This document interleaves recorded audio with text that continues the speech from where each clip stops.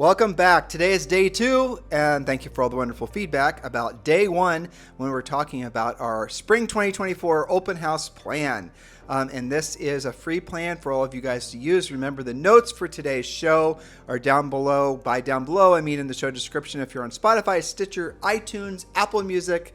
I can't even think of all the other Podbean, all these other wacky whatever you're looking at to have hit load or play or listen to, the notes are there. Right. So just go down and you can download all of our notes. You can read along right with us as we're presenting. Julie takes an enormous amount of time every day to prepare these podcasts, and we are doing this to be of service to all of you. So make sure you're scrolling down and reading along with us. This is your checklist. Now, I do have to say, this is a surface level checklist of the checklist we give you when you're a Premier Coaching member, but at least this will get you going in the right direction.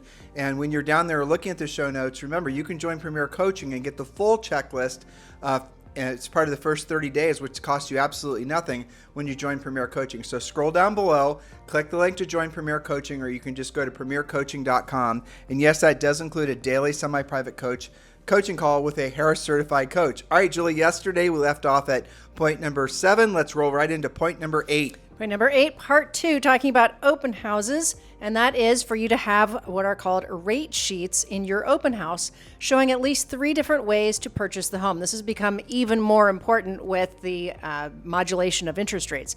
Different down payments, different scenarios, which is best for your prospect. Your favorite lender can supply these fact sheets or rate sheets, so don't feel like this is something you have to produce. Some of you listening are loan officers, and you know how to do this.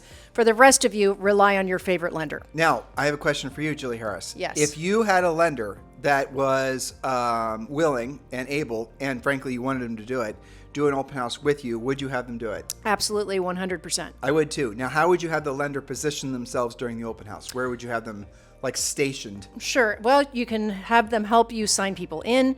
You can, some of my coaching clients will have somebody in the front of the house, somebody in the back of the house, somebody in the kitchen.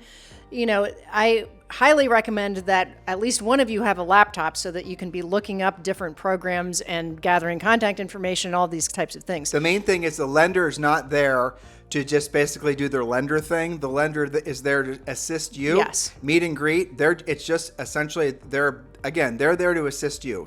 You have to lay the groundwork, because sometimes what'll happen is if you pull in the lender's going to hang out back in the kitchen and just start trying to basically give little waiting for business. Exactly. And you don't want to do it that way. Everyone's there to work. There are no riders in your boat. There are all rowers. And by that I mean no one's just sitting around. Everyone's making a contribution and helping. And then everyone gets the benefit. And I do want you guys to wrap your minds around what I just said. Your lender should be helping you lead generate. They really should, because they get the benefit, because they get a commission on the loan, just like you do when a house sells. So yes, pull them in. If you don't have a team member or somebody else you trust, absolutely do it that way. Let's roll into point number 9. Point number 9, be sensitive to what you are discussing about the seller's situation. Whether it's your seller or you're borrowing the open house from another agent, what are you actually authorized to share? If a potential buyer or their buyer's agent asks you why the seller is selling, what are you allowed to disclose? Will they perceive that the seller is more or less motivated by your answer? You do have to be careful about this. You're wandering into agency here, and you don't want to portray something that may or may not be allowed. That is a huge mistake, especially that new agents make. Yes. Is they'll say that they'll try to think that they have to entice a buyer to make an offer by making the buyer believe that they're going to somehow get a deal. Right. They're going to the seller's so They're motivated. desperate. Yeah, exactly. That is an enormous mistake. Even if it's not your seller, even if you don't have an agency or relationship, it's a mistake, because guess what? That buyer might listen to you, make the offer gets rejected, and now you have wasted your time and wasted that buyer's time. You guys get the point? And probably pissed off the seller. Well, probably, yeah. And maybe you've made the listing agent who was, generously allowing you to do their open house, piss them off too. No longer your friend. Exactly. Yeah. So be very, so if someone asks if the seller will accept, or, what the motivation of the seller is, and say, listen, the asking price is whatever it is, $8.99, but the seller's obviously considering all offers. So put your best foot forward. That's you. I have the paperwork ready. You ready to write the offer? You used to say, give me something we can work with. Yeah, exactly. Yeah. So there's ways around. There's ways to answer without revealing anything. And sometimes you're holding an open house, you don't even know what the seller's situation is. So don't make something up. All right, number 10, systematize your open house spoke. Now, we've started this. I want to take a step back. Okay. So one of the things that's going to happen when you're in open houses, especially if there's a lot of people walking through, the FOMO is real. And if the buyer has interest in the house, you need to give them permission to write an offer on the house while they're standing there with you. Or maybe you go in another part of the house where, they won't trip over other prospective buyers. You need to give them, it's not, I'll call you back after the open house. Or because then they're going to go to another open house, they're going to meet another agent, and they're going to not like that particular house, but they're going to say, well, I like the other house a couple streets over. The other agent's going to be a little bit more Johnny on the spot for you, and then offer to write the offer on the house, and you just basically lost your opportunity to sell the house yourself. You guys get it? That is a rookie mistake. So you need to give the buyers permission to purchase the house right then and there during the open house. And if there are a lot of people coming and going out of that open house, you'll be shocked how frequently buyers are ready to write, especially if it's a new listing with lots of other people looking at it. Great coaching point there. I have to highlight and shout out to Jen Gennaro in Louisiana. She is a master and expert at this, not just writing on the spot at open houses, but she learned this. Her market is very competitive and right up into the higher price ranges. She learned when she knew that there were other showings and other offers coming in, she didn't wait. She didn't go back to the office. She didn't even put it on a DocuSign. She wrote it hard copy, left it right there, put it in the kitchen, put it in an envelope, and called the listing agent to say it's in the kitchen ready to rumble. I was about to ask you that. So would you do paper or would you do DocuSign? I would do what Julie just said. What Jen Gennaro does, I would definitely do paper in situations like that, not a DocuSign. Let's just be honest, a DocuSign, even though it's very efficient and amazing compared to paper, the reality of it is these people want to buy the house now. You need to have ready all the necessary paperwork. You need to pull out of your briefcase, go and meet in some part of the house that doesn't have a lot of people crawling through it, and write the offer. But you have to be urgent about it. Oh, I don't want to seem too pushy. Okay, how's that work? Then lose the deal. Then lose the deal, right, exactly. The buyers want to buy the house. You need to give them permission to buy the house. You need to do your job and write the contract. Yeah, it's and not you difficult. can convert it later to DocuSign. That's what she does. Stop thinking about yourself and whether you feel like you're being too pushy. You're focusing on the wrong thing. The right thing is about being of service to that prospective buyer and, by the way, the seller, and help the transaction happen by writing the offer. Oh, and you're going to get paid. If you're constantly worried about how are people going to perceive me, if I'm, saying what Tim and Julie are saying, well, they're not going to perceive you in real estate for long because you won't last unless you start taking more urgent action in regards to, for example, doing your job. I'm being direct for a point. It's for your own good. Listeners, that's called tough love from your podcasters because we lived it. We know, and we also know from our coaching clients that it does work. All right, so systematize your open house spoke, turn it into a lead generation machine. We have given you a lot of these points on the podcast, but of course in Premier Coaching, we give you the scripts and everything else to support it. Point number 11, take the time to really know the subject property. Know all of the usual things like bedrooms, baths, square footage. This is the right one. Are you sure we're not there? Nope, we just did that one. Oh, we did? Yes. I wasn't listening. It's okay. Know all of the usual things like bedrooms, baths, square footage, but also the ages of appliances, roofing, other pertinent items. Pretend you are the potential buyer. Listeners, did she skip point number 10? I did not. It says, are you sure? Systematize your open house spoke and turn it into your lead generation machine. I really didn't hear you do that point. That's okay. Maybe I didn't do the second part. Agents who are great at this consistently generate. This is the important point. So I'm glad that you reeled me back in. We'll do a do-over of the rest of point number 10. I'm usually the one that screws up your notes. You are. Point number 10 and a half. Agents who are great at open houses. And this is a fact. We have so many examples and we lived it too. Agents who are really great at this consistently generate at least one new listing from every open house and an endless supply of buyers, some of whom have homes to sell. That's part of the scripts. Never pay for buyer leads again when you can instead generate better quality leads for free yourself. I hope they got that. I'm glad that you went back to that because that's really the whole point of doing open houses. And if you think about it, open houses more than almost anything else are a situation where you can have one event, the open house. What is that taking you? 3 or 4 hours of your life? And make multiple high quality contacts. Well, assuming you are not just sitting at the kitchen and saying, watching the football game and sitting the open house. I hate that. Yeah. I'm going to go sit in open house. No, you're going to work the open house. Yeah. You're like, Marguerite Garvey. Okay, yes. We talked about her the other day. Yeah. She used to work, she was at Victoria's Secret. And one of the things that she would do is she was a store opener. And as a store opener, she would go there with her A-team of staff to wherever the new Victoria's Secret was, and they put them in place. They get the store working, and then they'd hire in people to, essentially replace those people after they'd been there for 60 or 90 days. One of the things we learned from Marguerite was how their filtering process worked. The greeter at the front of the door knew that, they said, "Is there anything I can help you with?" and whatever. They knew that 99% of the time they're going to say, "I'm just looking." But then they had essentially put in place different levels of salespeople that the further you walk back in the store, obviously you're looking for something. Obviously you're seriously curious. And the people with more experience were there that you trip over the further you got back into the store. Most major retailers work that way too. And I want you to think about essentially the system that was put in place. You guys got to do the same thing when you're doing your open house. You have to think like, essentially your first impression when someone walks in. It's the same first impression they have as if you had a retail store. Play every single, the moments of truth, right? How do you look? How do your open houses look? What's the music that they hear when they walk in? What's the experience that they have? Julie and I used to play Enya, right? We used to play Enya, and then we would actually go and, especially some of the smellier open houses, we would actually go there prior and we would put in a plug-in that smelled like vanilla. Yes. We would do all this stuff. And I'm going to give you guys, people ask, all the time, still to this day, how did you guys sell over 100 houses your first year in your early 20s? Without disclosing our age, that was a while ago, but let me just tell you, we did it consistently, 100 to 200 homes for almost 10 years in a row. It's exactly what we're telling you, but one of the little one of the little niches that Julie and I figured out very quickly was we are going to be very proactive about going after for sale by owners. Mm-hmm. And then those for sale by owners, if they had houses that they wanted to move up to, which 99% of them did, that's a huge, fantastic opportunity for us, right? That's not one transaction, that's multiple transactions.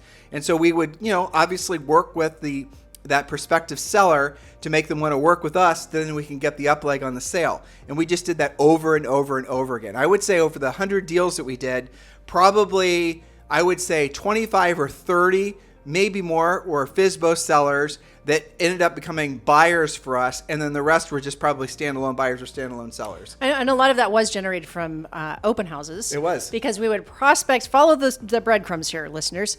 We would prospect the for sale by owners. Wait a minute, proactively lead generate. Don't say prospect. Contact. They don't like that. Talk to. Well, right. Well, is knock, knock, knock. We using the script. We work with a lot of buyers in your area, and we are curious to get information about your house, and chances are we have a buyer that might be a good fit for your house, and we get to know them. We pre-qualify them. So ideally, how soon do you want this property sold? Where are you going once this property sells? If I were to pop by with a buyer that wanted to purchase your house and it's the exact buyer you were looking for, all the financing was squared away, no unreasonable expectations as far as occupancy, as far as inspections or appraisal, the rest of it. In other words, this is the buyer you've been hoping for. On a scale of 1 to 10, all the numbers make sense, Mr. Seller. Where would you rate your motivation to sell the house now? And you want to take the temperature of for sale by owners, or expireds for that matter, because oftentimes you'll find that they're not as motivated as you think they should be. But if they say anything other than a 10, if they say, well, I'm a 7 or 8, then you're going to say, well, fantastic. So what would it take to get you to a 10? And then you're going to find out what the real motivation was. Mm-hmm. Well, I don't have to relocate for 120 days or whatever. Or my new construction house isn't done for 5 months. Now you're actually getting real drilled down level information about how you can actually be of service to that person. But here's the other thing you're going to hear. Unrealistic expectations. Absolutely wackadoo perceptions of what their home was worth. And no motivation whatsoever. If the house doesn't sell, it doesn't sell. If, once pigs fly, basically. Did you see the post I put on Instagram about pigs flying, by the way? I don't think so. We're flying out of San Juan about a month. Oh, yeah, I do. I remember that. Yeah. We're flying out of San Juan. We live in Puerto Rico about a month ago to Miami. And Julie found us an actual FDA. Is it FDA? It's the agricultural, they're making sure you're not smuggling coconuts, and apparently pigs. There was a picture of a pig. It's on Instagram. You guys should see this. It's at Tim and Julie Harris, of a pig with a big circle with a line through it, and it's in Spanish. But basically, what it's saying is that pigs can't fly. And I just literally pigs can't fly. I mean, that's a thing. In case you were considering it. I honestly would pay an unlimited amount of money to be at the airport when someone showed up. Trying to fly their pig. With a comfort pig to fly with their damn pig. I know. I swear to you, I just stood in front of that. That was, when you put the stuff through the machine and they have all the things you can't travel with. I just stood there and I looked at it like, you've got to be kidding me. But you guys, that's a thing. oh, well, it's because the saying of, when pigs fly, that'll happen. But here it is. In So San Juan, funny. they're making it official. They're finally, for all of you who are waiting for pigs to fly, they're telling you that they're never impossible. going to fly, at least out of Puerto Rico. Hard as you try. Anyway. No. The So thing- look the- for that sign when the next time you're on a plane. The Okay. things that entertain us. Indeed. So let's see how we get this train back on the tracks. So we talked about point number 10. Yes, this can be, especially as when inventory is low and you systematize your open house, it can be your leading spoke if you do it right. This in centers of influence and past clients, 100%. frankly, and going Yep. after for sale by owners or Yes. expireds. If you just did this, you'd be rock star status. Well, absolutely, because it does demonstrate one thing leads to the next, you Yep. know, and I mean, if you guys don't know that, you need to go to our premier coaching sessions and hear from our coaching clients who said, you're not going to believe what happened in my open house. We do share, in the Premier Coaching, we do tell you guys how to, buy leads. I mean, I have to tell you, I get a little, that's hard can for me hardly to spit say the that out. words. But we do go over all the branding and the marketing, the buying course. of the leads, and the this is and the other thing. So we do explain to you guys how to do all of that. And some of you will choose to do that because you're not willing to do the real work of real estate. But I'm here to tell you that if you want to succeed in this business, and I mean succeed to the point where you're actually making significant amount of money, or at the very least, you don't fail out of the business like most people do within 5 years or less. Most fail out of the business within 2 years or less. You got to do proactive lead generation stuff like this. And here's the interesting thing. You don't feel like doing it. You don't know. This is just for whatever you're having a mindset issue with doing stuff like this. When you start doing it, when you put yourself in the physical action of doing the activity, and you're starting to see yourself and feel yourself, becoming the best version of yourself as a real estate practitioner, and you're interacting directly with buyers and sellers, and you're experiencing these, you're going to have all these, they're epiphanies, basically, these little sparks going off in your head. You're going to be so in love with this business, and you're never going to want to overinvest in the passive lead generation, because you're going to see not just how well the proactive lead generation works, like what we're describing to you today, but how amazing it makes you feel. And when you feel like you love this business, you're loving this business, not like some of you will say, I can only be successful at something I feel passionate about.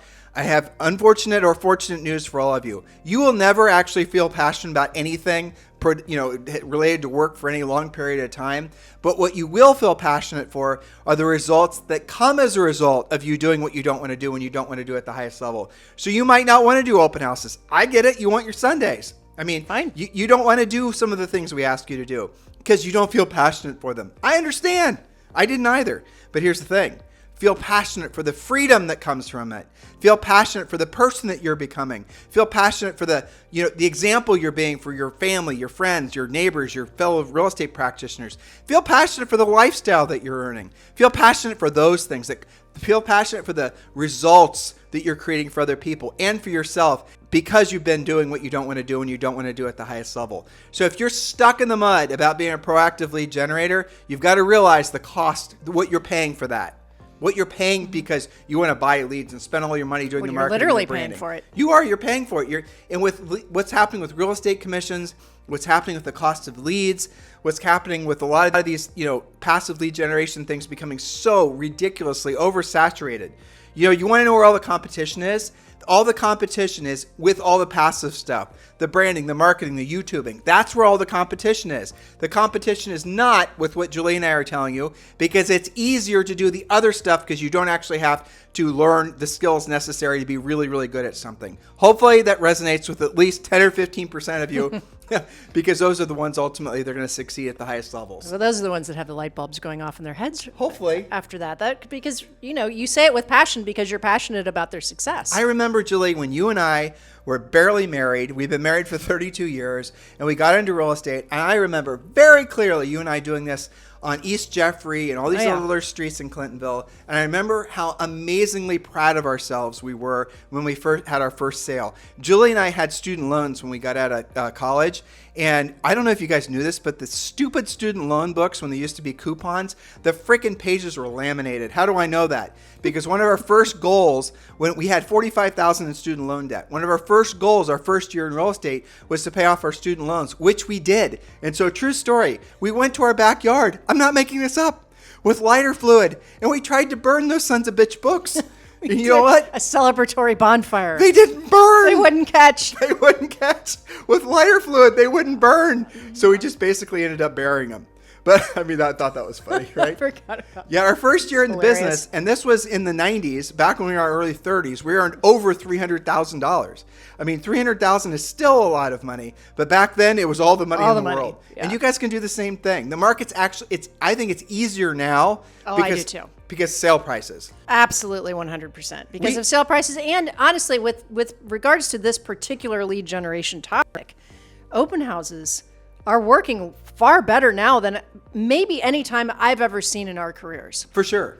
Because there's so much enthusiasm Well, and there's so much pent up demand. It's because of, frankly, it's because of all the Zillowing and the Realtor.coming. And the shows. And it's because all that digital stuff is so oversaturated.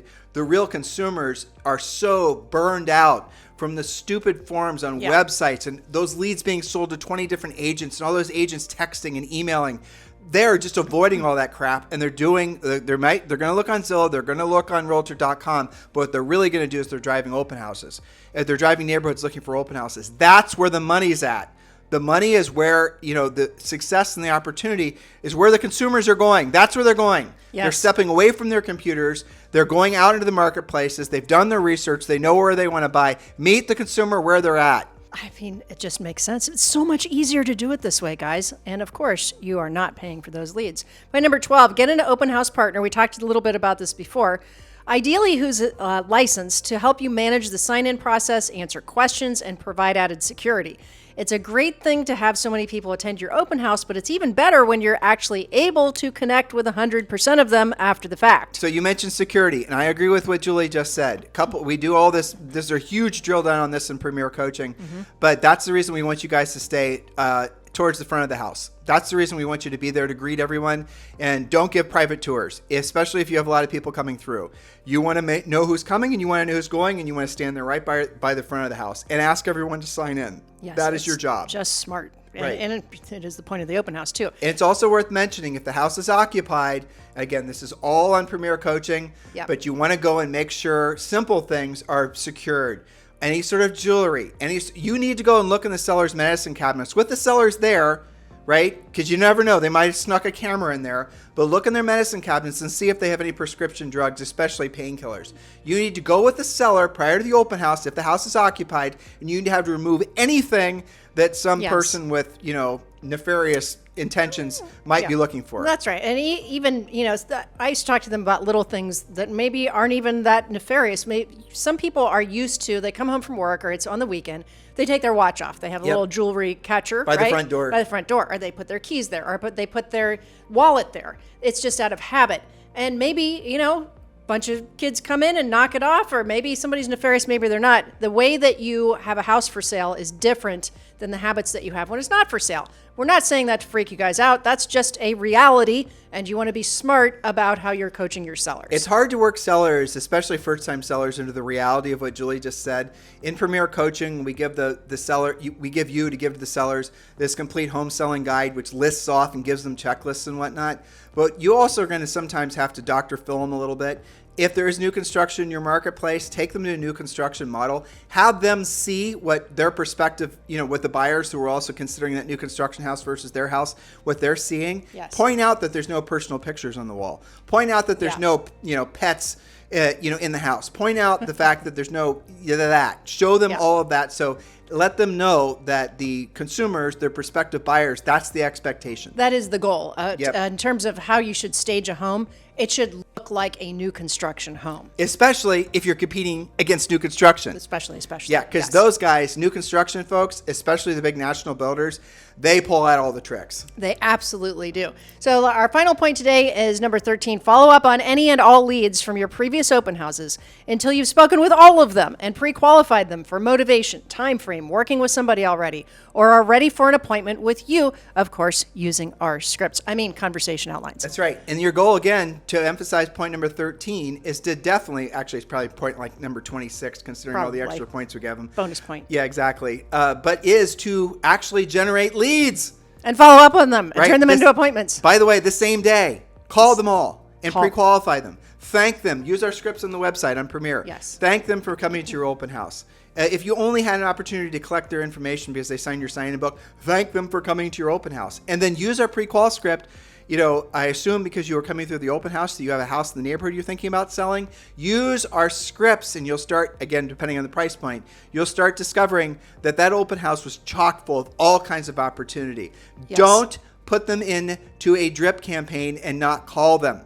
Do not do that. It is not smart. That's a waste of time. That's what most agents will do. Just communicate with them digitally. You are being lazy. Call them. Thank them. Be appreciative. Text them, then call them. But don't just drip them. That's, going to be what everyone else has been doing, and you're not going to get that person to want to work with you. You've just basically made it so all your effort from doing the open house is for naught because you didn't do the final step, which is personally calling them and thanking them. Anything else you'd like to say? Well, I wanted to leave it on a funny note. Quickly. A funny note, okay. With regards to preparing a house and keeping track of what the seller's habits are and things like this. Uh-oh. Are we going to talk? I don't know if you remember this A pet sheep, pet donkey? No, I have some of those stories. But no, this is one time when I was showing first-time home buyers myself. And I remember the house. I remember it distinctly because it was on West North Broadway. It had a nice backyard, had a screened-in porch in the back. And, doing our normal thing. And there was a sticky note on the back screen door that says, please don't let the cats out. Cats, plural. Okay. So I'm locking up back when, jimmying the lockbox, the whole thing, walking out, and there's a cat walking in the backyard. So I captured the cat, said, don't let the cats out, put the cat in the house, went on our merry way, right? Later that evening, I get a call. What in the world went on with your showing? And I'm like, what are you talking about? They said, well, there was a cat in the house that was not our cat, and it beat the living daylights out of our cats. So what were you thinking? And I went directly to, well, you said keep all the cats in the house. Maybe you should have had a picture of which cats you meant. I don't know. I'm just saying, be careful how you present your houses. I don't know what the takeaway for that is. Be careful how you present your houses, whether that's removing the prescription drugs or keeping track of which pets stay and which pets don't. Or remove the cats. Or remove the cats. Remember, we had an open house on West Beachwold, Diane Devine's house. Yeah. And her cat was used to going in and out of the dog door and drug in a blue jay and ate it in the dining room during the open house. Okay, no, even better. She had a raccoon that would come in through that same dog door, and that she had been feeding it since it was a baby, and it would come into her kitchen. I think it was having cereal or something, right? You guys are going to think I'm making this up, but I'm not. It is 100% true, and she was the sweetest lady you've ever met in your life. She was absolutely 100% delightful. Her name was literally Diane Devine, but she was just an absolute wonderful angel of a person. She loved animals.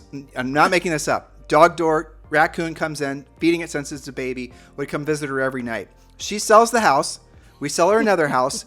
Guess what still is visiting now the new owners of the house? That same raccoon. Didn't have a raccoon disclosure on that. There was no raccoon disclosure. Should have been. Should have been. And then we have to then explain to the buyer's agent who sold the house that this is what's going on. So that actually happened. It did happen. I remember having a conversation about something had happened on the carpet from these animals coming and going. And well, we didn't know about the raccoon. We didn't know this and not disclose. Yes. We didn't know until we heard. I know. But I remember saying, well, there's beautiful hardwood floors under there. Yeah. So, yes, manage your listings, know what's going on, ask lots of questions. You do get to know a lot about houses, doing a lot of open houses, that's for sure, and lots of showings. So, cautionary tales, we tell you guys this stuff to save you some of the trauma and drama that we lived through. Well, we had an adopted pet hawk when we lived in Texas. Yes, that's true. That was on purpose, though. We would give out, there was red hawks that were we backed up this beautiful river. Hank, and there was these red hawks that would fly, and there was this one massive red hawk, we assume it was the male, and we started putting out table scraps for him, in the property in various places, and he started realizing that they were there, and he started flying in. He was huge. And it was huge. As he got to trust us, he got closer. to get closer and closer to the house. And I remember one time, Julie and I had been out of town for like a week, and we came back, and we had this separate little house that was on the property where our office was, and we walked out, and there was this big old oak, Texas oak tree, and he was maybe 10 feet from that front door, and this damn thing was probably 3 feet tall at least. Huge, yeah. Staring right at me and said, I could just read his mind. No, dude, here's the deal. You put out food. That's right. Where is it? Or I'm going to stare you down. It was very intimidating. Well, beautiful, though. This following year, he started showing up with Hankette the hawk. His family. And then later in the year, that same year, the following year, they had all these little baby hawks. I know. So we were providing food for Hank and his future family. That was awesome, though. It was awesome. So if you're ever in Georgetown, Texas, and there's a hawk kind of staring at you funny, it's probably Hank. It's probably Hank.